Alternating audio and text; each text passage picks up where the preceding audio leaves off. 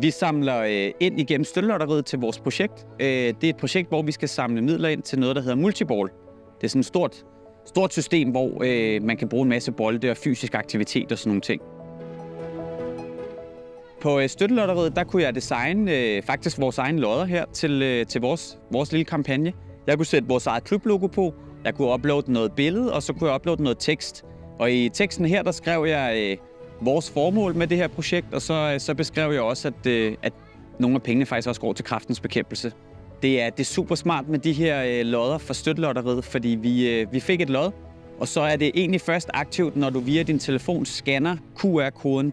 Så går den direkte ind på MobilePay, og i det du har godkendt betalingen, så har du købt et lod, og så er det faktisk aktivt. Jeg hedder Frederik, og jeg er tennisskoleansvarlig her i Farum Tennisklub.